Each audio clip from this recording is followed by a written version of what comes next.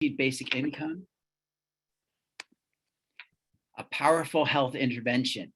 My name is Charles Mayer. I'm the co-chair of the WPSR, Washington for Physicians for Social Responsibility, the Economic Inequity and Health Task Force. If you wouldn't mind, you could put your name in the chat and just let us know you're here and where you're from. Only do that if you wish. Later on, we're actually going to turn the chat off so that, and we'll ask you all to send in questions that will go to our WPSR membership, our member group, so we can keep an eye on it. But we actually won't be able to watch the questions coming in and ask as they're coming in. Next slide. I want to make sure we have a thank you to all of these people that work so hard for tonight. We have an incredible panel: Sharice Rhodes, Sean Scott, Lori Pfingst, Representative Liz Berry, who will be here a little later, and Congresswoman Pramila Jayapal, and she'll be on video. Our co-chair for our economic task force is Tasia Wood, and she essentially is who put this all together tonight. I'm so grateful for all the work she's done. We have a Gbi Event Committee that put this together, helping it all. Rachel Weiner is our moderator, and then Aditi Sharma, Robin Hill, Stephen Brzrushka, and Anna Barker all helped to make this happen. We've got a couple resources for you. Later on, we're going to send this out, and we're also going to put in the chat our resolution. So Anna Barker helped put together a one-pager on GBI so that you had like an elevator speech that you could use.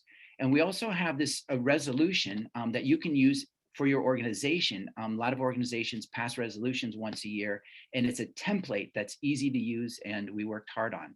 So thank you both to Anna and to Robin. Next slide. So first, I want to take just a second for land acknowledgement. My home and our WPSR office are located on the ancestral home of the Duwamish people. We are grateful to the Duwamish people who have suffered from colonialism and broken promises. We are grateful that they continue to live here in this area today. I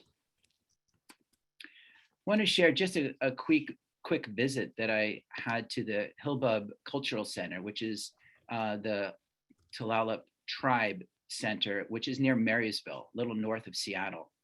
The Tulalip tribes are made up of 7 different tribes, actually. So it's a combination, and they include the Duwamish. Next slide. That's a cultural center. Next slide. So here you see the area that the Tulalip tribes lived, a large area of the state of Washington. The yellow, if you can see clearly, is what demarks the reservations of the Tulalip, the Port Madison, the Swinomish, and the Lumi indigenous tribes. These were designated by the Point of Elliott Treaty in 1855. That was really unfairly brokered on so many levels. Next slide. This is, again, what it looked like before 1855, where the Tulalip tribes lived. Again, there were 7 tribes, so they spread. And next slide, please. And now this was a powerful moment when I was at the Cultural Center just to look at these artifacts. These are from the indigenous people who lived here going back 2,000 years on this site. It was really something to behold. This is where we live now. We'll send out more information about this as well at the end. Next slide. So more about our task force, just really briefly. I wanted everyone to know what our mission is and how we do our work. So basically our mission is to end economic and racial inequities so that we improve the health of our communities. That's what we do. And how we do this is by advocating for state legislation that reduces economic inequity, which will lead to improved health outcomes. We build our progressive health community sorry about this. I just lost it. Okay. Our progressive community, and that's what you guys are doing here tonight. And we deepen our knowledge about the intersections of inequity and health among our task force. We focus on two different areas: passing progressive legislation that will eventually invest in our social programs, and we pass progressive legislation to end homelessness.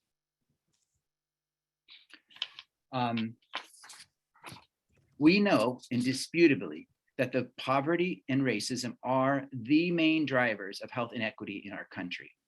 It explains why a white man in North Dakota lives on an average to age 82, while an indigenous man lives to age 54. It explains why a Black woman in South Seattle lives 10 years less than a white woman in North Seattle. We know that ending present economic injustice would dramatically change these outcomes, but systemic and deep-rooted racism persistently undermines our ability to pass the bold legislation needed to fundamentally end poverty. I sadly add that the recent Supreme Court decisions will only further worsen economic, racial, and health inequities. But our WPSR Economic Inequity Task Force, with all of you, have come together to say no. We are here today to learn and advocate together to pass guaranteed basic income in our state. Everyone deserves economic security, and the studies have shown that unrestricted GBI programs increase financial stability and improve health. But in order for this and other poverty alleviation policies to move forward, white folks like myself must acknowledge and work to dismantle our own privilege, even if it means personal sacrifice, and that undoubtedly is what it will need. This is the road we all must travel for everyone to have the opportunity to be healthy, be economically secure, and to thrive. Next slide. Now we're proud to, I don't have the slide here. Oops. Sorry about this.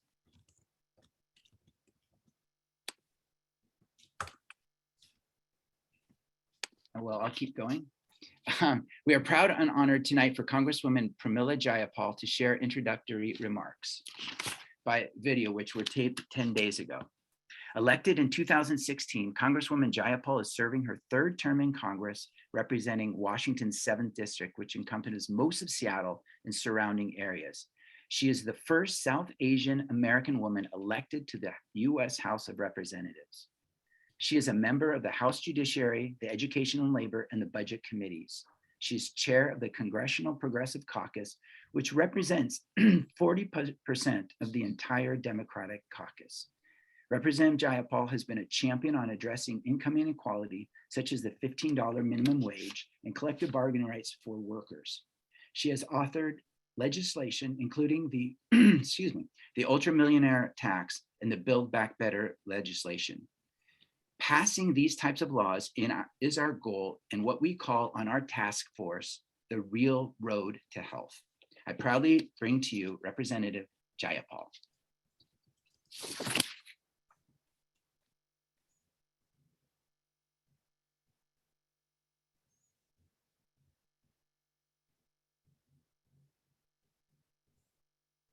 Tasia, I don't think the audio is coming through.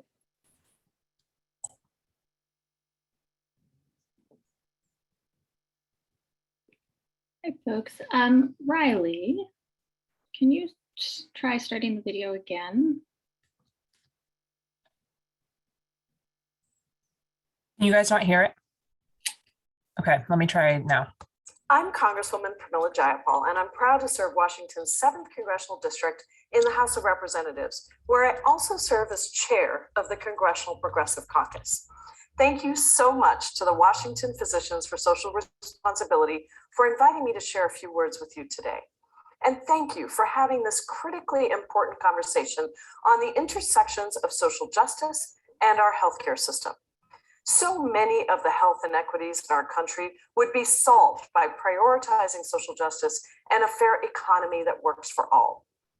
We're living at a moment when 1 in 7 families don't have enough to eat, More than 8 million people were pushed into poverty throughout the pandemic, and inflation is putting new pressure on working families, just as many of them were beginning to get their feet back underneath them. As working families have struggled, as their savings have dried up, and as food banks have only gotten richer. Billionaires have become $1.6 trillion richer since 2020. And it's not just a few people getting richer. 573 people became new billionaires during the pandemic at the rate of 1 every 30 hours. This level of income inequality isn't new. In 2018, income inequality reached its highest level in more than half a century. The richest 1% of Americans own 35% of the nation's wealth, and the richest 1/10 of 1%, that's 0.1%, own more than 18% of America's wealth. Compare that to the entire bottom half of society, owning just 1.5% of wealth. This isn't just figures, it's about people and families. The richest 130,000 families in America hold nearly as much wealth as the bottom 117 million families combined. This extreme concentration of wealth is not seen in any other leading economy. And we know that the wealth gap is particularly staggering for Black and brown families. White families have an average wealth that is more than 14 times as much as Black families and 8 times as much as Latinx families. In fact, the 400 richest Americans own more wealth than all Black households and a quarter of Latinx households combined. This is happening as 1 in 3 Black and Latinx families have 0 or negative wealth. All of these reasons are exactly why I introduced the Ultra Tax Act in the House to narrow the racial wealth gap, help level the playing field, and ensure that the wealthiest finally begin to pay their fair share. All of this while investing trillions of dollars into our communities. This legislation would only impact the richest 100,000 households, but it would bring in $3 trillion over 10 years. Just imagine what we could do with $3 trillion. That's money we could spend on infrastructure, education, renewable energy, affordable housing, universal healthcare, childcare, and so much more. We could invest in our communities like never before, while at the same time reducing the wealth gap and lifting people up across the country. And during the pandemic, we saw just what it means to make real investments in our communities. The child tax credit cut child poverty in half and reduced hunger by at least 26%. And I don't need to tell all of you that a child that is well fed is healthier and can get a better education. Giving people the money and the resources they need to live and to thrive, not just survive, actually works. That's exactly why in 2014, I was thrilled to be appointed to serve on the Mayor's Income Inequality Committee, which ultimately drafted the details of Seattle's $15 minimum wage proposal. Just months later, it passed, making our community the first major city to enact a $15 minimum wage. And what happened in the years that followed? We had stronger businesses, healthier families, and a growing economy. Prior to the COVID-19 pandemic, we had one of the lowest unemployment rates in the country. Jobs were rising steadily, and Forbes ranked us #1 place for business and careers.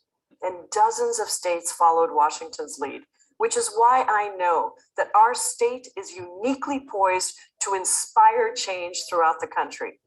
For years, as an activist, an organizer, and an all-around progressive leader, I've heard people say to me that we have to recognize that politics is the art of the possible, and we have to settle for as much as we can get.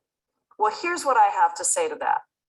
If politics is the art of the possible, then it's our job as activists, organizers, and legislators to change the boundaries of what is seen as possible. The possible is not static. We have the power to change what is seen as possible. We have the power to put our hands on the moral arc of the universe and bend it more quickly towards justice in the memory of the great Reverend Dr. Martin Luther King. So today, thank you for coming together to fight for justice, to fight for our communities, and for what is right. And please know that as you all do this critical work in our communities, I will be fighting right alongside you in the halls of Congress. Wow, thank you. Very inspiring, even though the facts are very sobering. Our job is to change the boundaries of what is seen as possible. I'd like to now introduce Rachel Weiner, who's a family physician at Inberian, and will be our moderator this evening, and will take it over. Thank you, Rachel. Thank you, Charles. Well, welcome and good evening, everyone. Thank you so much for taking the time to be here tonight. I know it's beautiful outside.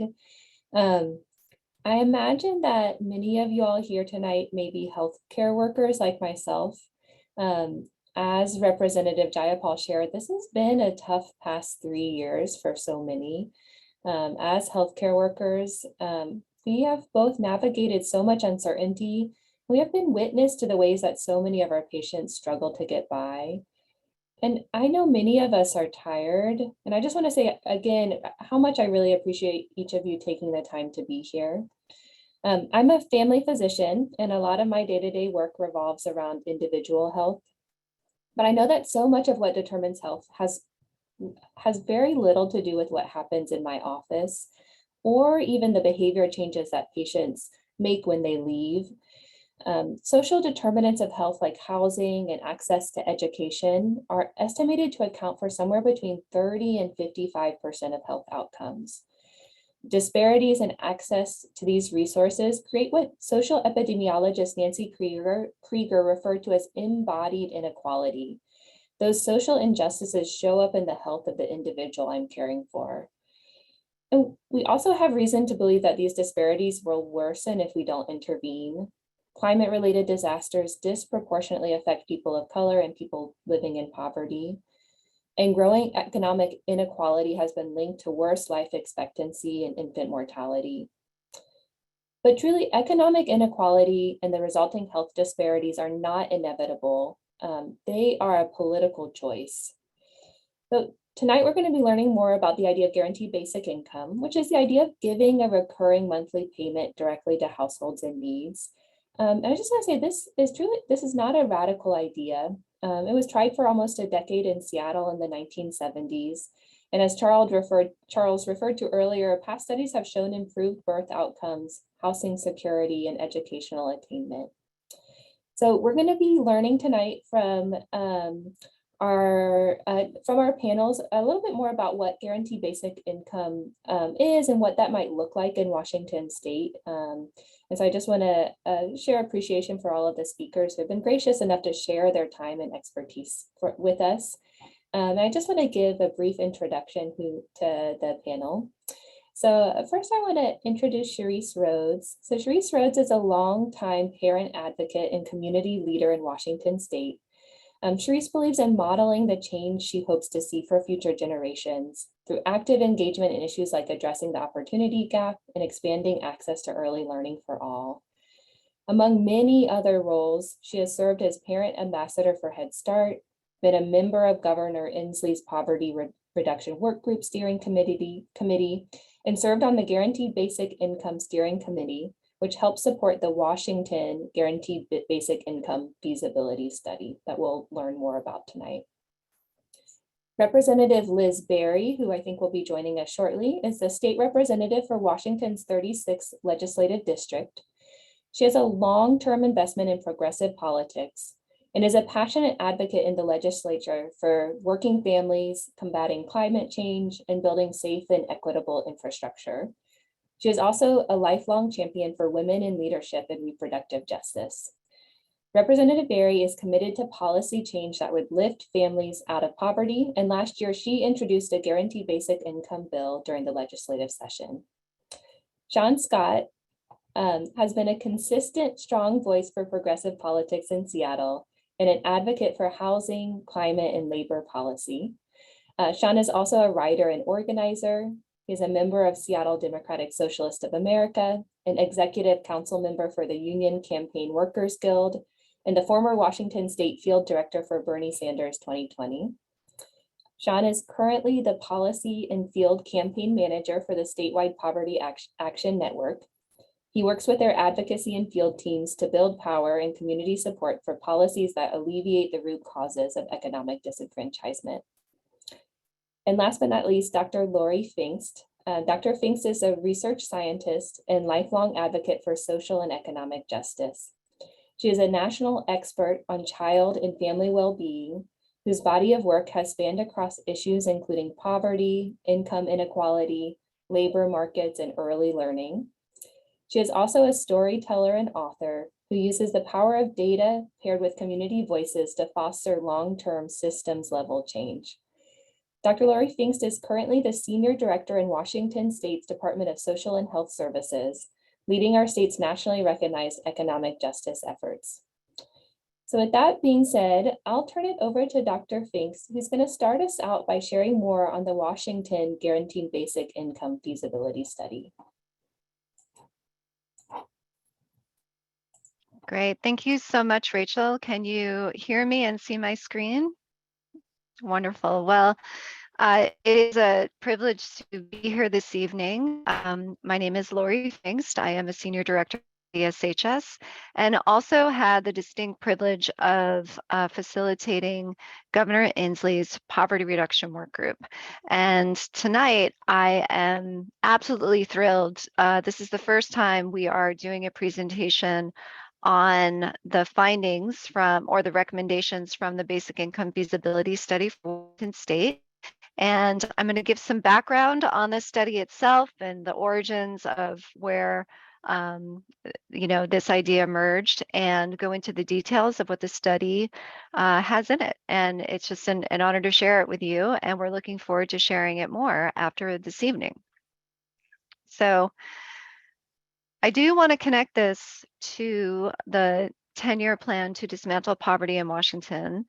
Governor Inslee formed the Poverty Reduction Work Group, and myself and Charisse Rhodes on the call, as well as many other folks throughout state government and in our communities, were the drivers behind the plan. It was submitted January of 2021, and it was created by a fairly large group of folks, but really driven by people who were experiencing poverty. There are 8 strategies and 60 recommendations, and I don't have time to go into all of them now, but I highly encourage you to check this study out, because it really is a blueprint for a just and equitable future, and it could not have come soon enough given the moment that we're in. Basic income was one of the recommendations in the study, and it's really related to two recommendations. One is the emerging evidence around unrestricted cash and the limitations of our safety net programs, and the incredible, onerous, complicated systems that we make people jump through to get foundational needs met. And that is not by accident, that is by design. So that, increasing unrestricted cash, we know, is proven to really give people what they need to become stable and upwardly mobile. And second, there was a recommendation specifically to pilot a basic income in Washington State. And this was the proviso in the 2021-23 budget that directed DSHS in partnership with the Poverty Reduction Work Group to conduct a feasibility study and include a research review, recommendations of how we would do this at the state level, a cost benefit, operational costs, implementation plan. And we just submitted it a couple weeks ago, and we are sharing the findings of it with you tonight. We had quite a project team that came together to support this work, and I want to share how they self-identify, because we very much believe that people who stand to benefit the most and are closest to the economic pain need to be closest to the economic solutions. So we share this slide both because we want people to know who informed the study. Charisse was on the steering committee along with 22 other folks. But we also really want to encourage people when we do policy, when we make policies and programs, that we really encourage people to embrace the practice of co-designing those programs with people who are most affected. And this is what that group said a basic income in Washington should do.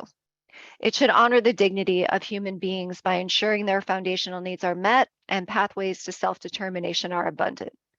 It should end poverty by establishing a stronger economic floor with no cracks. It should contribute to racial equity and economic justice through a targeted universalistic approach. It should provide flexible resources that fill in the gaps of our existing programs. It should value the act of caregiving and the role of caregivers who are often unpaid for their contributions to families and communities, and it should ease the burden of accessing resources by eliminating oppressive conditions and requirements. Charles talked a little bit about the research, and I won't go into all of it other than to say what we know so far, and this is a relatively new field of research, is that I shouldn't say that. It goes back, basic income work goes back to the 1970s, and most of what we have known about basic income up until recently was from international work. We certainly had the negative income tax experiments of the 70s in Seattle. But by and large, most of the work on basic income was international until recently, where there's been a proliferation thanks to the mayoral guaranteed income pilots and a lot of great work happening in communities across the country. So the recent evidence is emerging, but what we know so far is that across the board, and especially for many health items, which I know are of a lot of interest to the audience tonight, it is overwhelmingly positive. And some of the worries that people had about basic income, like it would reduce employment or people would engage in temptation goods, that those are just not true. They are unfounded. So I want to start with the recommendations themselves and then show you what this looks like. And this is what our study, after meeting together very intensely for a year, with lots of different folks around the country, in Washington State, with our steering committee and a project team, we recommend establishing the Evergreen Trust in Washington State to conduct the basic income pilot. And I should say, just going back to the research for a second, that we are not questioning whether basic income is a good thing to do. The research shows that this is just something we should be doing. So we recommend establishing the Evergreen Trust, which would be state, tribal, and community partners that come together to oversee all aspects of the pilot. We recommend a 2-year pilot with a targeted universalism approach focused on 2 groups. The first group are people experiencing poverty, and that's below 100% of the federal poverty level, with a high likelihood of at least one destabilizing condition or life transition. And I will outline what those are a little in a few slides. And group 2, people who are low income, between 100 and 200% of the federal poverty level, also likely to have a destabilizing condition or life transition, but employed. And each group should have a control group so evaluation can inform what we hope eventually will be a scaled statewide program. We recommend that pilot participants receive a percentage of fair market rent as the guaranteed income amount. And our study includes estimates for 75% of fair market rent, 100% of fair market rent, and 120%. We also provide estimates for sample sizes of 5,000, 7,500, and 10,000 participants. And the reason these numbers are this large is because to scale a program in Washington State, we need evidence to do it well. So 5,000 should be considered a minimal viable sample to do this well.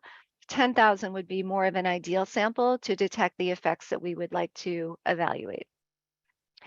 And the study suggests recruitment by recruiting for the pilot by established managed care regional county groupings. And just to give you a range of what the guaranteed income amount would look like, we just focused on the minimum amount of fair market rent would be at 75%, $587 per month, all the way up to $940 if 120% of fair market rent was chosen. And in King County, the most expensive county in Washington, it would be a little over $1,500 at the 75% mark and nearly $2,500 at the 120% mark. The reason we chose fair market rent is threefold. We have a homelessness crisis here that is being driven by the lack of affordable housing. Fair market rent also adjusts for cost of living across counties. And finally, from year to year, fair market rent is adjusted based on market conditions and inflation. So for those reasons, we felt pegging it to fair market rent made the most sense. This is how this could look like. This is the outline of how the Evergreen Trust would operate.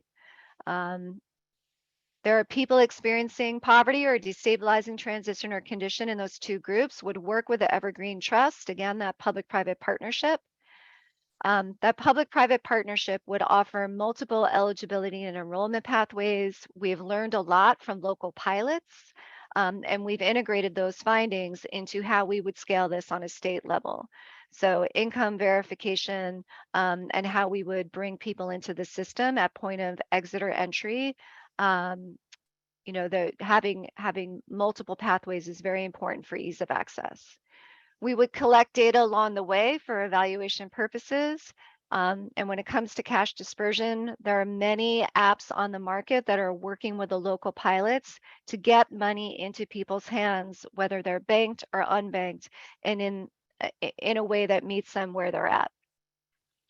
We also believe benefits counseling is very important so people know how this would affect benefits. That said, we've done a lot of work to look at what the state can protect benefits-wise.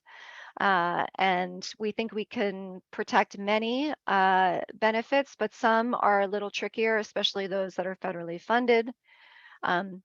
When people do lose a benefit, we recommend a hold harmless fund to make up for that. And if people choose to not be in the pilot, a quick re-enrollment plan so they don't lose access to the benefits they had before. That is what the pilot should do at a minimum.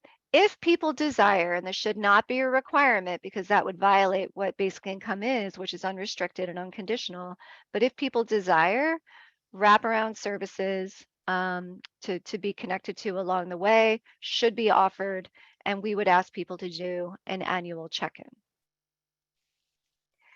This is a little detailed, but this is really what we're suggesting for the pilot. And these are the priority populations that I mentioned earlier in those destabilizing conditions or life transitions: pregnancy, experiencing homelessness, a recent immigrant, refugee, or asylee, an exit from the foster care system, juvenile justice, or criminal justice system, escaping family violence, somebody experiencing a disability, or somebody experiencing a behavioral illness.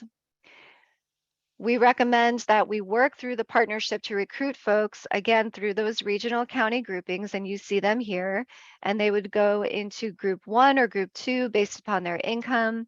There would be a treatment group and a control group. The control group would receive some incentive to participate in the study.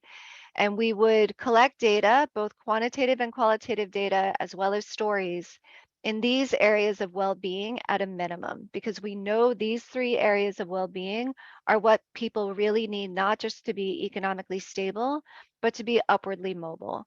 So of course, economic well-being is important, but equally important is their feeling of power and autonomy, self-determination, and also a sense of belonging to their communities. Fortunately, we have a lot of instruments that can measure these 3 items, and they are validated and in widespread use for people with low incomes. In terms of the pilot costs, this is an expensive pilot, but it's also one worth doing, and I'll turn to the cost benefit in a moment. But this is depending upon the percentage of fair market rent that would be chosen and the sample size. You can see on the low end, what we're recommending could be anywhere from 65 million all the way up to 245 million. So we felt like we needed to give the legislature options for how this might come together. We also will be required to do a cost benefit and evaluation over time, and data to be able to do a robust cost benefit. But I do want to say what we know from research, and I think I'm probably telling this crowd what they already know. If we were to just reduce child poverty, it would be a 7-to-1 return to the economy. We know that economic stability leads to improved health. We know it leads to less involvement with child welfare and criminal justice. Across the board, we know that outcomes would improve and eventually save money. We do need time for this to take hold. So what we're suggesting is we evaluate on those 3 domains that I just mentioned, and that we continue to evaluate what we believe are going to be the intergenerational benefits of the pilot, intermediate outcomes, which we're already seeing from the local pilots, greater engagement in community work or school, less involvement with justice systems, homelessness, child welfare over time, less reliance on public assistance, all areas where that savings is going to occur. And intermediate to longer term are the educational gains, the improved health, the higher earnings, the higher assets and wealth building as people become economically stable. And of course, that would feed back into those original 3 domains to really sustain people over time. So while we're focused on the pilot, I do want to share that the target universe of which this pilot is getting at is fairly large in Washington State. The target universe of people who are in those 2 groups with those conditions is a little over 1 million people. That's a lot of people. And this is some data that we pulled from our administrative data to show in that deeper poverty group, 96% have at least one of those destabilizing conditions, and 86% in group 2 have one of those destabilizing conditions. In the 0 to 100% FPL group, nearly 70% of them are experiencing deep poverty. And then you can see which conditions people are experiencing the most. Serious mental illness, which is probably no surprise to all of you. The experience of a disability, a substance use disorder, an episode of homelessness, right? So when we saw this data, it was sobering, but it also said to us that we honed in on the right populations, because when people are experiencing poverty and if they're not working or if they're struggling, there's usually a really good reason why, and we need to address that urgency so that they can get on a more stable and upwardly mobile path. In terms of next steps, this is fresh, freshly submitted. We will be doing an executive summary. We will be doing some public webinars and work sessions, and this is a little bit of a test run of how we're talking about this work, so your feedback is welcome. And we'll also be working with partners to talk about opportunities for the 2023 legislative session. And it's just an honor to be on the panel tonight, and I'm really looking forward to the conversation. So thank you so much.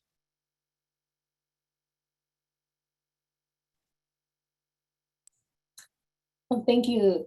Thank you so much, Dr. Finks, for sharing that. So I want to open now with some questions to our panel.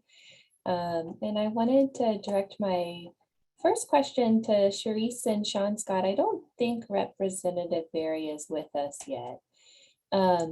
So we just had the opportunity to hear from Lori about— I'm here, Rachel. Oh, I'm good. here. Okay. Well, then I'll have you answer this question as well. Thank you. So we just had an opportunity to hear about what a guaranteed basic income program would look like for Washington State. So I wanted to open up for each of you. Why do you care about advocating for basic income? And also, why do you think this might be a health issue? And Charisse, I'd love to start with you. Okay. So why is this important? Because of the fact that I guess I'll talk about my own experience. For me, it would change my family's whole trajectory, right? My son has an eye condition called keratoconus, and with the insurance we have currently, they'll rather let him go blind at, he was diagnosed at 24, instead of doing pre-operative treatment that could save his vision, right? And it's not like I don't want to support him or help him, but that's a harsh reality. Another thing it would help, like, because of the fact of me not being able to pay for or afford certain things, like I'm diabetic. When you're on food stamps, I'm sorry, you can't afford those fresh vegetables or produce that you would need in order to sustain. In my life, I do know it is the silent killer, right? They talk about heart disease, but they don't talk about that other underlying condition that causes those other problems. So, like with my mother and my brother who have passed on, we wouldn't have had to play this game of Russian roulette on what a medication we could afford or what condition we could afford to treat with healthy, nutritious food at the time in order to support them and then be here longer. Is it a healthcare issue? Yeah, because to me, I see them both hand in hand, right? Those that are able to afford, you're able to do those things. And it's not when we come to your office that we disregard what you're telling us is our best thing. It's just that we know that with the limited amount of income that we have, there's going to be sacrifices. And a lot of times, or at least for my mom, the sacrifice was to make sure that her kids were supported, not so much her health. Yeah, thank you, Charisse, for those really powerful words. I feel like you captured that really well. Well, Sean, it looks like you're unmuted, so I'll turn to you next. Yeah, absolutely. Thank you so much for the invitation to participate in the discussion tonight, and good to be here with everybody. Good to see everybody again.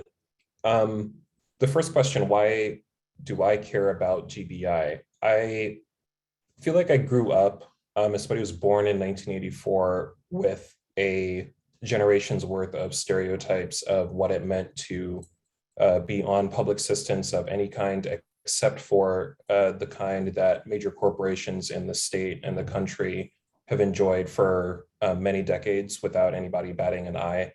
I have seen working parents, starting with my own caretakers, family members, mentors who have struggled under the weight of stagnating wages over the last 35 to 40 years. I have seen friends of mine who have been union organizers, who have done workplace organizing, who are reprimanded for doing so and laid off as a result. Increasingly unaffordable cities like Seattle, where I'm, where we're talking, or at least where I am at the moment, and understanding that there is a very, very quick solution that's part of, I think, a multitude of other solutions that would involve getting folks cash assistance that they need to alleviate some of that burden. I think that this is a health issue because economic anxiety is about as material an anxiety as you can get. And the cost of material anxiety is measured in shorter life expectancies, it's measured in depression, it's measured in increasing desperation among a lot of folks that don't really understand how it is that we got to the point where we have a society as unequitable or inequitable as ours is presently. So I look at, the fact that this has been a generational condition that's been a long time in the making, but that we can actually, this is one of the rare civic problems, I think, where chipping away at the problems that have been created would take a lot shorter actually than it took to develop some of those problems. And this is an immediate legislative solution that I think would do a lot of good in the present, which is why I'm obviously really happy to be here on this call with Community Voices, seeing Representative Berry here, who's championed this issue as well. Yeah, That was a great segue, Sean. It's so good to see you all. Thank you for having me. And it's really an honor to be here tonight. So thank you for the invitation. The reason I got involved or was interested in GBI is because too many Washingtonians are living on the brink or in poverty. And just like Lori said during her presentation, 1 million Washingtonians would qualify for a GBI program that Lori outlined laid out in her presentation, we are a state of about 7 million people. So 1 in 7 Washingtonians would qualify for guaranteed basic income. That is unacceptable to me. Another really interesting statistic I learned throughout this process, there was a recent survey of 10,000 grocery workers in the Western US. 78% of them struggle to meet basic needs like shelter, food, childcare. This is unacceptable. And that's why we need to do something about it. And that's why I became so interested in guaranteed basic income. We know that giving people cash with no strings attached works because we did it during the pandemic with stimulus payments. And we saw that 11.7 million Americans were lifted out of poverty in 2020. This works, folks. That's why I'm so excited about it. And I was so excited to introduce my bill last year. And thank you to Lori and her team. They're not to create the Evergreen Basic Income Trust, which I'm very excited about. And there have been many pilots done, just like Lori talked about, over all over the country, different cities, municipalities, and all the results came back the same. Most people were able to afford housing and food and pay off debt, get full-time jobs, save for emergencies. And so we know that it works.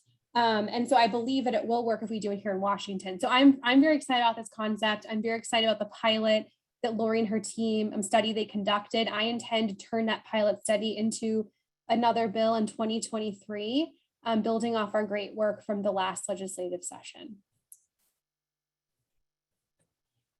Thank you so much, everyone, for sharing. Sharice, I wanted to give a question back to you. I think you started this already, but if you don't mind just sharing a little bit more about yourself and how you came to be an advocate for economic and educational justice.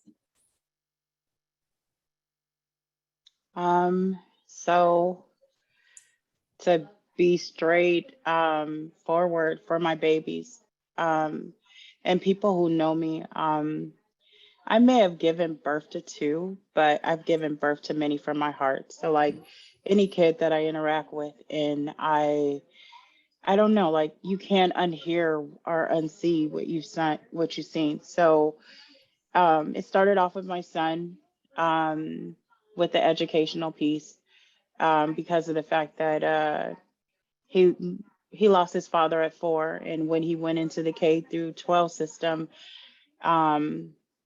he was one of those that were on the harsh end of discipline. I say that so harsh to say at the age of 6 in the 1st grade, that was the first time he experienced handcuffs and being expelled from school. All because of the fact that he just wanted to know why. So through that, I was like, okay, I'm gonna, volunteer more. I'm gonna be there more, right? Like I felt like that's what my baby needed, right? Like me in the space. But it was hard when I went into this school and you would see kids that look like him sitting out in the hallway, or them doing things that their other counterparts were doing, but somehow like they had this direct target on them. So I'm like, okay, I'm gonna do more. All the way up to, I'm like, okay, now I'm PTA vice president, right? Like this has to make some change. No change. That's when someone had started talking about, talking to superintendents and talking to principals. And I even got to the point where, speaking up and talking to legislators. I'm like, there has to be some change. There has to be some difference. And that's when one legislator, I think he was giving me a little sass, but it actually was inspiration when he was like, but if you feel like you could do better, why don't you? Okay, that's what I'll do. And that's what I've been doing ever since. As of the economic change, it's once I got to understand, and I'm gonna be real, I hate data. I hate data because of the fact that it always paints the community in which I love and I know we're resilient and we thrive in a deficit where somebody else needs to come in and fix us, but not give us that hand up. I started learning more. And I started understanding that, certain communities are not thriving, not because we're not trying, right? Like we're doing like as things were designed to do. I say like, I come from my grandmother who only had a 4th grade education, right? My grandfather, he couldn't even write his name. I remember thinking it was a great thing because I got 8 letters and all he signed was with an X, right? Like I want to be like him, so I don't have to, spell out some more. But it wasn't until later on I realized why that was.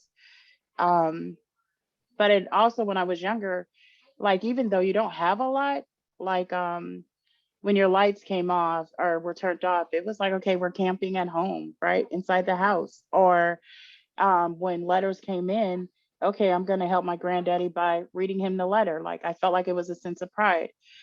I say I'll just say a lot of kids, you don't see college or those things as a pathway for you because of the fact that you want to help your family get out of the situation. And the only way that I knew how to was to work and to have a strong work ethic. But I seen, even when my mom had 2, sometimes 3 jobs, she still didn't make it because of the fact she was still highly taxed, right? So with those things, it was, I take those stories, I champion because of the fact that I want to make effective change. I want to do legacy work.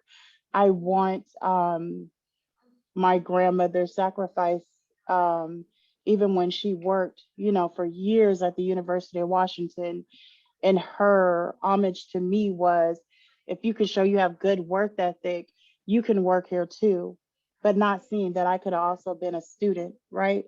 I want to support those, lift those up so that there's no more stories like that, right? Like, and the crazy thing though is like with my mom, she was one of 11, so she felt like things would be better for her. She just had less kids, right?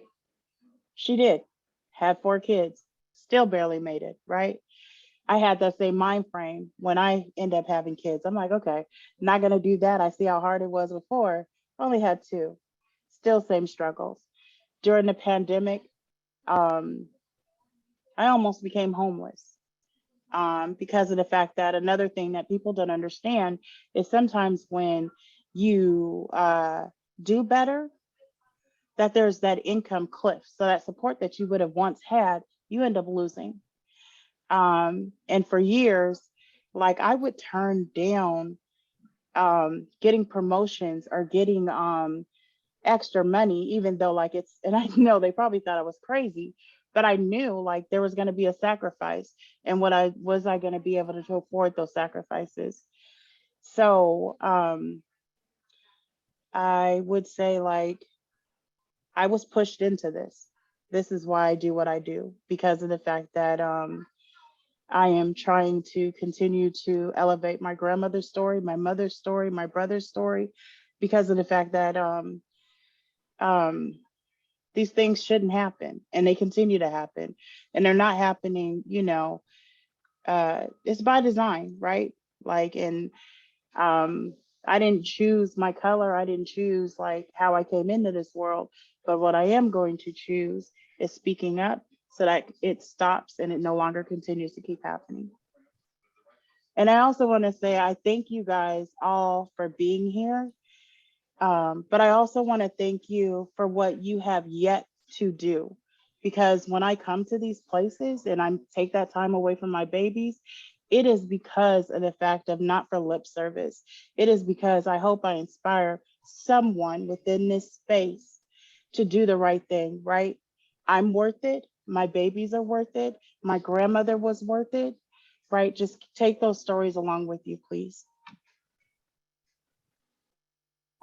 Yeah, thank you so much, Sharice. I feel like I really appreciate you sharing your story and the legacies of stories that you're carrying with you.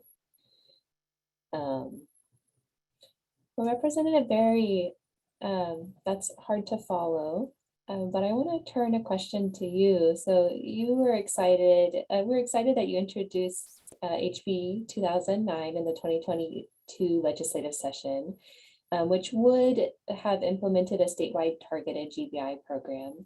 We're curious to hear, like, what lessons did you learn from sponsoring this bill last session? It's a great question.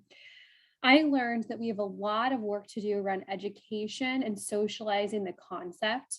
I had a lot of conversation with legislators who said, what? We're going to just give people money with no strings attached? And then I said, well, we did that with the pandemic. And then they said, oh yeah, you're right, we did. So it's having those conversations. And so we had a really wonderful hearing in the House Housing Committee, the Policy Committee, that went really, really great. I think we have to also do that in the Senate, not just the House. We also have to come up with ways about how we potentially pay for programming. Lori, I think, her numbers are looking around $200 million, I think at best, for something we want to do. So we have to figure out, where is that number going to come from, and explain the social benefit to folks for doing a program like this. So we got some great press out of it. We got a hearing out of it. The more opportunities we have to make our case the public and to lawmakers, the better, because every time we do, we win. People get it and they're with us. I'm really proud the number 2 sponsor of my bill was Representative Strom Peterson, who is the chair of that policy committee. So I think getting the bill my intention is to pass a fully funded pilot bill next year. And so we're going to have to get in front of fiscal committees and committee members. There's a lot of steps we're going to have to do. But I think, we've got a plan to get together to figure out what's going to be in the bill, what's going to be in the program. I think legislators look very favorably upon agencies like Lori and the work Lori and her team has done to research what the best options are. I also think that legislators will look favorably upon a pilot because they like the idea of studying something and seeing how it works out and getting that data. And obviously we all know what's going to happen. It's going to show that it worked really well. And then we can go full out. My bill wasn't a pilot. It was the whole enchilada. And, that's just kind of how we do things. And people, it still worked to kind of put it out there and say, this is the plan. So those are the lessons I learned. And I'm more excited, more energized than ever to do this next session with all of you wonderful partners on this call. Following up on that, where did you see opposition, the greatest opposition coming from? The cost. It's going to be expensive and we just have to own it, right? Like my bill, I think, was maybe going to be 50 billion with the B dollars. Lori's is much more manageable. But it's expensive and we aren't the federal government, right? They can print money, which I wish we could just print money in Washington State, but we can't. And so we have to balance our budget. So we have to figure out where we're going to come up with that funding. There's lots of different ways we can do that. There are different taxation policies we can look at, like the wealth tax to pay for it. But that's when I came up with the most opposition, because I think that it's, and then I think also just explaining the concept to folks. They say, oh, they have all these other social programs. Why do we need another one? And kind of just going over that narrative with people about what it really means and how it's really helps people and what the studies have shown us to do. So I think that combination is winning, I think. Yeah, thank you. For Sean Scott, where do you see support for GBI in the community, and what do you see as some of the greatest barriers? Yeah, that is a really good question. I think, it's no surprise to anybody who's on this call that we live in an economic system that requires most people, I should say, to sell their labor in order to live. So when you start with that as a baseline, that identifies a lot of where their need is right there, because there are a lot of folks who are either, on the one hand, unable to sell their labor for extended periods of time or permanently. And there are also folks whose labor isn't valued highly enough in order for them to live well. So I think about disabled Washingtonians. I think this is an accessibility issue. I think about anybody who's out of the workforce for any duration of time. It's pregnant Washingtonians who could use some time away from work. It is striking Washingtonians in a wave of organizing activity that folks have called the Great Resignation. It's students who are burning the candle at both ends. And I think the barriers come historically from a mindset that is woven into how social entitlements for poor people, for lower class folks, for middle class folks have been approached over the last couple of generations in this country. It's the notion that, you know, following from really insidious myths that have spread about welfare queens and other folks that are taking advantage of the system, despite the fact that many times more is spent on fraud investigation than has been actually taken from the system in terms of fraud with welfare nationally. The barrier is a mindset, and the mindset plays into the political barriers. The political barriers then, in a lot of ways, become cultural barriers, which then become personal barriers too, where people either become less reluctant to accept help when they might need it. Welfare entitlement programs that might have in previous generations been there for folks who needed help dry up. And there's overall, I think, a political edifice, I should say, that's built up around preventing entitlement programs, including GBI, from being dispensed, which then turns into a cultural edifice and a personal one as well that, you know, becomes sort of a problem that compounds itself in a lot of different ways. Yeah, thank you, Sean. I want to direct this to Sean, but also Representative Berry or Sharice, feel free to jump into if you have thoughts. But what are the short-term and long-term strategies that are going to be needed to pass this legislation? And in particular, like, how can healthcare workers and the folks who are on this call tonight, like, how do we show up for this work? I would think that I'm going to take this question really quickly. I think that one of the short-term barriers could consist of, or the short-term strategies that would be needed to pass the legislation involves elevating the stories of people that would stand the most to gain from it. We hear a lot about the cost of what this program might be, and I think in some ways not enough about what the cost of not doing it would be. And when the story turns in the direction, or the narrative, I should say, turns in the direction of talking about what the cost of not doing it is, suddenly it becomes a lot harder to say no to. If you're a legislator that doesn't support it, are you going to be the one to turn around to somebody in your district who would have stood to gain to say, well, we couldn't do it because we couldn't make the money work in the spreadsheet, or because you value, you know, some sort of abstract notion of fiscal prudency, which is probably nonsense more than you actually value the human lives of your constituents. When the discussion is pitched in such a way, and I think we put it in those terms, that is one short-term solution that could hopefully play into a longer-term solution that hopefully doesn't take too long.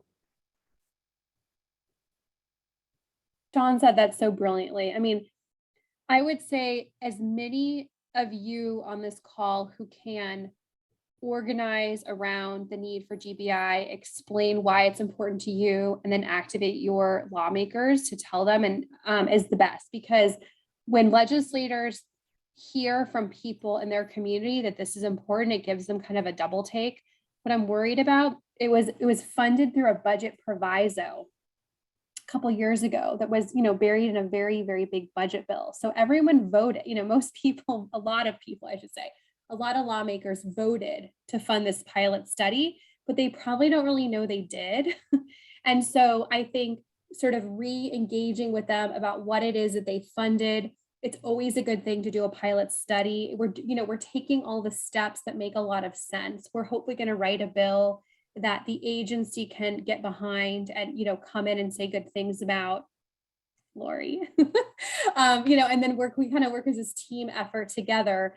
And the more and more they hear about it, the more they say, well, this is pretty good, you know. And when I think that is the momentum that we build. And so I was blown away by how much support, you know, how much press we got off of it. You guys, the press is really interested in this concept. I mean, we had Seattle Times, The Stranger, NPR, you know, KUOW, Crosscut. I mean, everything. We got a ton of really good press, which I was blown away by. And a lot of groups came out of the woodwork saying, I want to add this to our legislative agenda. So the more and more groups that do that, the better and better, and our momentum builds. So if you're willing to add it to your list and you're willing to talk to your legislators about it, the better. So I think that's how we build a momentum, and centering the stories of people with lived experience is so important. What Sean said, you know, is it going to cost the cost is one thing, but what is the cost of not doing this to people in our communities? I think is so brilliant the way he said that. I realized, Lori, you're not highlighted on the screen, but I just also want to let you know that you're welcome. If you have other thoughts or responses, yeah, feel free to jump in as well. Well, Charisse, I want to kind of turn the next question to you. So you already, I think, shared on what might GBI mean for you and your family, and how does that affect health. I'd be curious your thoughts on, as we think about legislation around this, like how should we prioritize who is eligible for GBI? And for those who are eligible, how do we minimize barriers to accessing those funds? So Lori already gave you the blueprint on like how we prioritize, right? But how we give access is make sure that it's not through already cumbersome or burdened like systems like the DSHS system. Like when we closed down and people had to rely on the phone system, that phone system is already extremely outdated. There were people who stayed on the phone for like almost 3 to 4 hours to only get disconnected, right? So like, don't do that. Like even when it was unemployment insurance, right? Like we learned, and I know people tried to simplify it while being able to go online to apply, but we also realized through education that a lot of people did not have tech access, or they didn't even understand how to utilize tech. So that would also be something probably wouldn't be smart.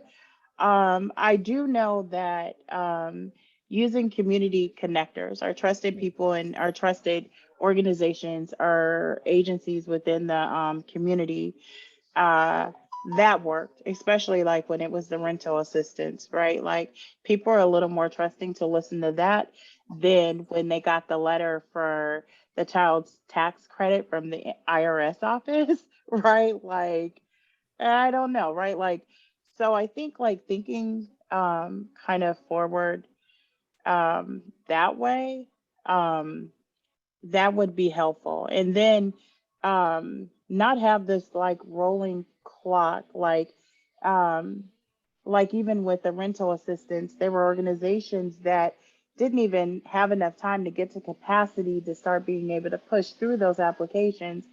And then it was, okay, you have to hurry up and get the money out or else you lose it, right? Well, there were a lot of people that were affected by that because of the fact they waited for months, just, even trying to get that resource to, sorry, we can't help you. So I can give you a lot of things that did not work. And I think that the smartest thing, when this passes, right, because I want to talk positive, is by allowing some of those people that understand the cracks and the flaws in the system to be able to help them before they start, trying to figure out how to utilize or push the money out, to help them show them those flaws, right? Because of the fact that, I don't know, I'm a firm believer that those that are the closest to the problem have the answers and need to be the closest to those solutions. Yeah, thank you, Charisse. You're so good at you're so good at ending on such powerful notes. So I'll just open this up to anyone who wants to answer. So we talked some about the critique of sort of cost for this, but are there other critiques or concerns that you've heard, and how do you respond to these? Okay, so one big concern is people are afraid of, just like people did very well in Seattle to raise the minimum wage, but they're afraid that there's going to be an a loss, right? There's going to be a cost to them. So, with that cost, it was okay. They felt like people could, afford more in housing. They couldn't, right? Like we were just trying to get it where they could survive. And So I guess people are afraid of those influxes, right? They're afraid of like what it happened to me, that income cliff. And now you don't have stamps anymore. You don't have, I don't know, your housing, right? Like people are concerned of those things. And I think that it's kind of hard to foresee some of that because of the fact that you have federal, you know, with some of the people on, and then you have some of the stuff that's state. I think that we need to do a better way of kind of co-designing or communicating so that this can really be a pathway to people's liberation and not a thing where you have to feel like, with me, do I take it and can I afford the risk?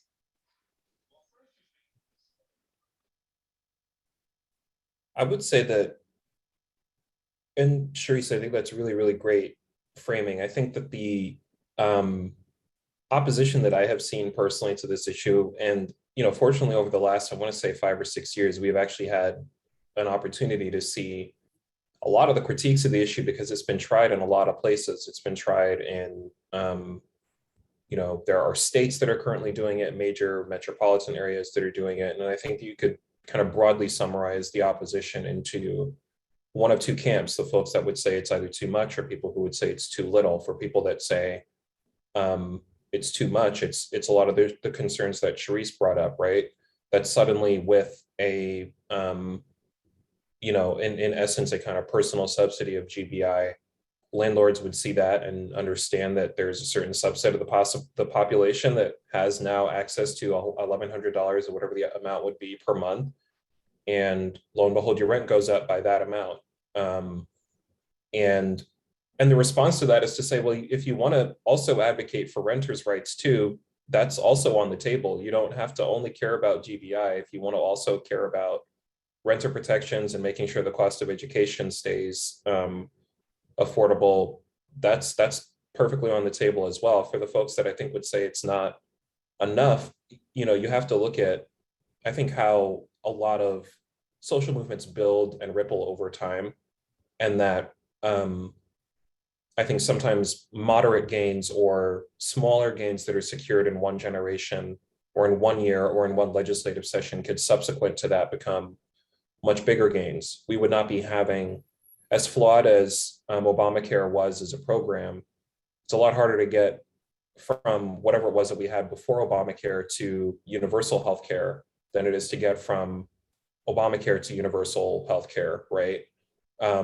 It's a lot harder to get, taking another example, it's a lot harder to get from everybody having to pay transit to free transit than it is to get from certain populations that maybe work around a university, or certain, populations, the aged or they're young, being able to have free transit, to get from that to saying it should be universal.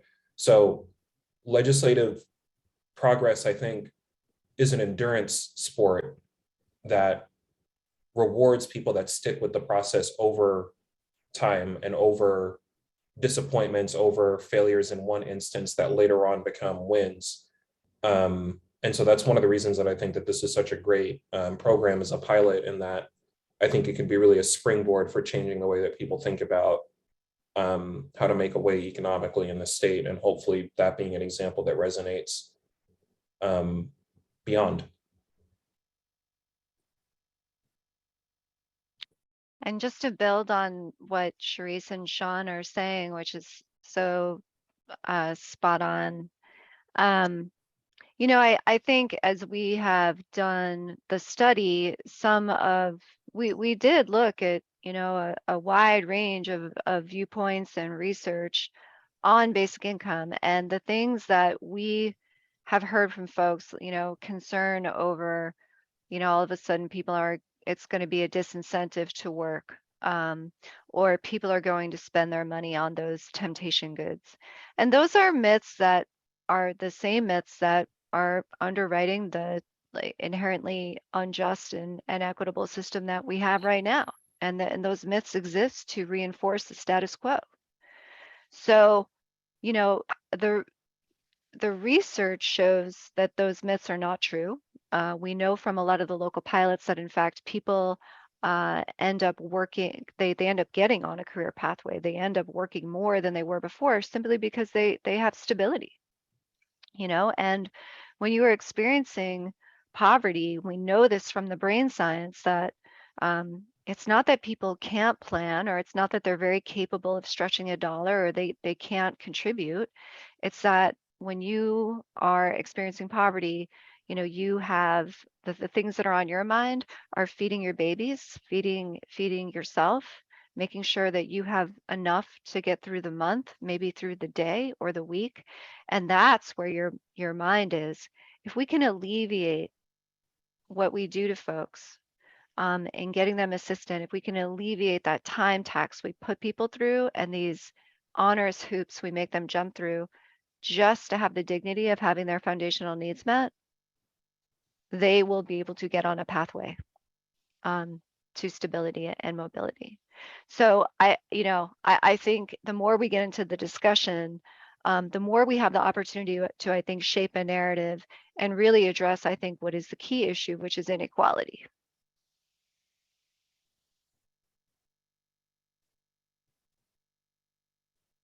Yeah, thank you all. I want to direct this question first to Charisse, but Lori and Sean, feel free to jump in as well. In our conversation tonight and other conversations around GBI, are there things that you feel like are missing from the discussion, things that we're not talking enough about? Yeah, but I think Sean kind of explained that earlier. Like you guys have all the data, right?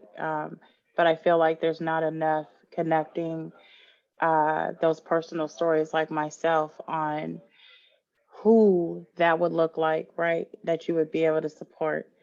Because I think that people have wrote their own narratives on what that looks like. I've never met the welfare queen. I don't drive a Cadillac, you know what I mean? Like, I just want to know that I have a car that'll make it from point A to point B, right?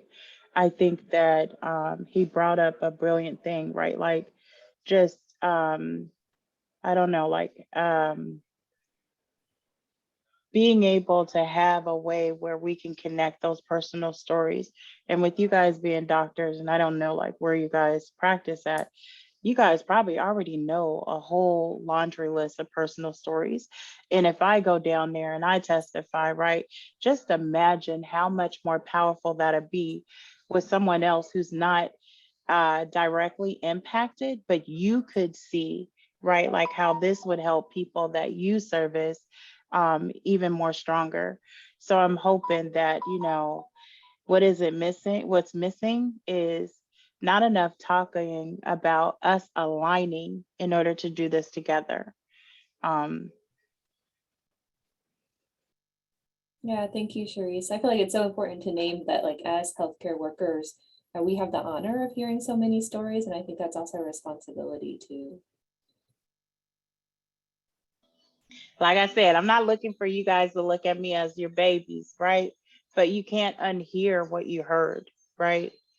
And I know that the reason, or I hope the reason why you guys got into these fields was to do something and to make long lasting change, right?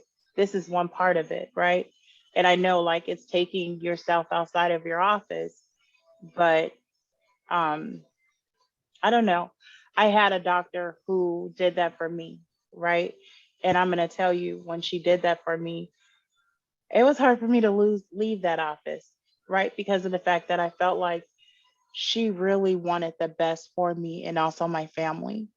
So like when we come in there, especially with the African American community, in the way that, we've already been treated by the healthcare system, when we're telling you those things, sometimes it's cry for helps, right? And this is another way that you could help. Thank you, Charisse. Yeah, I think the thing that really comes through in what Cherie said just then is the question of urgency, and the fact that so many folks who work in politics, who do lobbying, attempting to influence the legislative process towards better outcomes.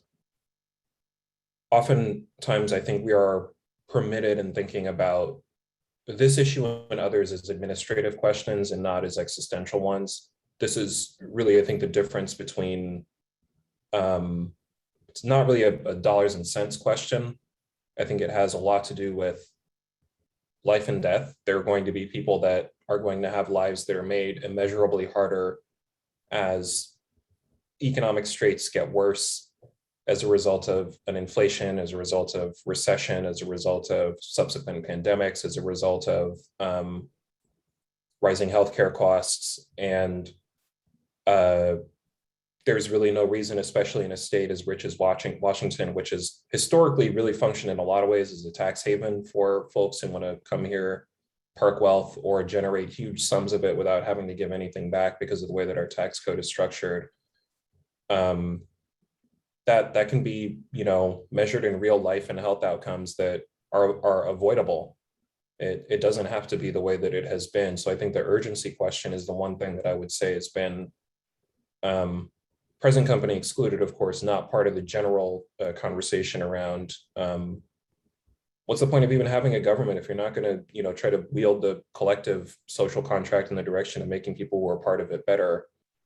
Just fold and say that it's like it was at, the end of the 19th century, where it's just every person for themselves. If you live, you live. If you don't, that's too bad. But I think we're kind of trying to have it both ways societally at this point, where we maintain the pretense of having functioning institutions, but those are seeming more and more gradually to be hollowed out. So we should pick a lane. And I think picking the one that says we're going to try to solve some of these problems collectively with a sense of urgency is going to get us to a better place than whatever it is that we've been doing. Yeah, thank you, Sean. I was listening to an interview with Adrienne Marie Brown, who talked about I don't remember the exact words, but we're in a war of imagination. Mm-hmm. And so what is the world that we're imagining? That resonates. But as we wrap up in the last few minutes, I just want to give you all each, one more opportunity to share and just to think through, what is the most important thing that you want the health advocacy community to take away from our discussion tonight?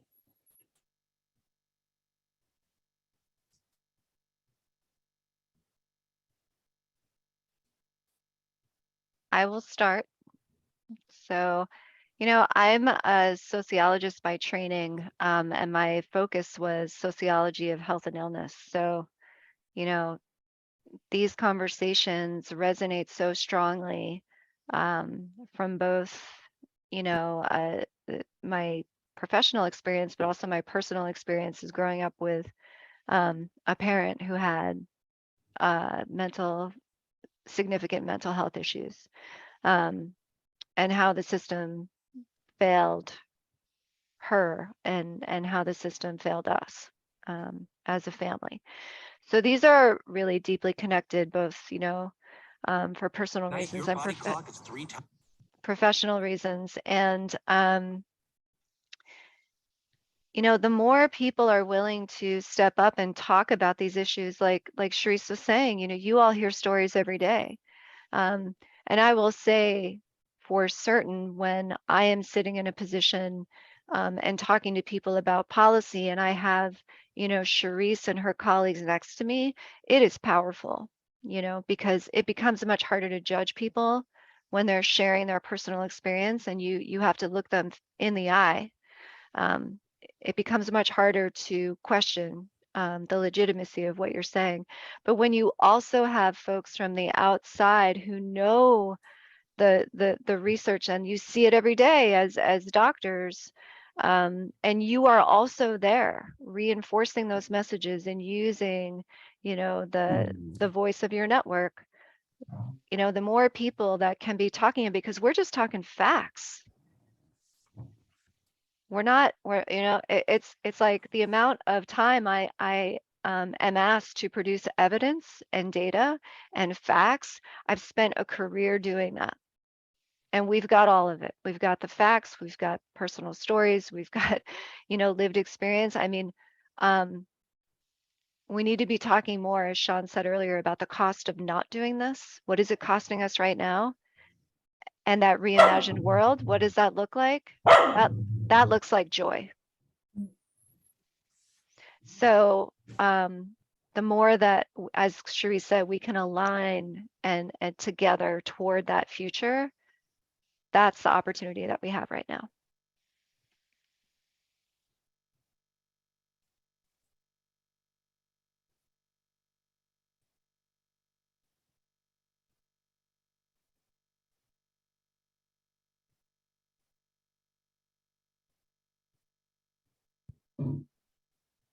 Sean or Sharice, if I feel like we could end on that note, but if you all have anything to add. Yeah, leaving it there sounds good to me. I don't have so much to add. Okay. Yeah, I guess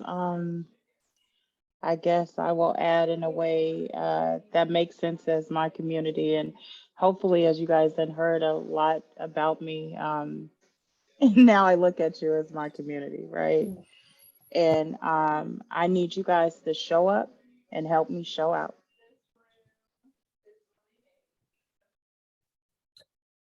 Well, thank you. Thank you so much again, Sharice and Sean and Lori and Rep Barry, who had to head out earlier. I think she was coming in on her vacation time to join us. So for those who are interested in joining in on this work, we will be sharing a follow-up email that includes the one-page summary on GBI that Charles shared about and the resolution statement that we'll be submitting to the Washington State Medical Association. And so I have two specific asks for folks who are here tonight. One is use these resources to start conversations around the idea of GBI with your organizations and friends and colleagues. And you are welcome to use and adapt our health resolution for your own health organization. And second, if anyone is passionate about this and wants to join WPSR in building support for GBI in Washington State, you can reach out to Tasia, who is WPSR's Economic Inequity Task Force Program Manager. And I think she may share her email or in the follow-up email from tonight. So again, thank you, everyone.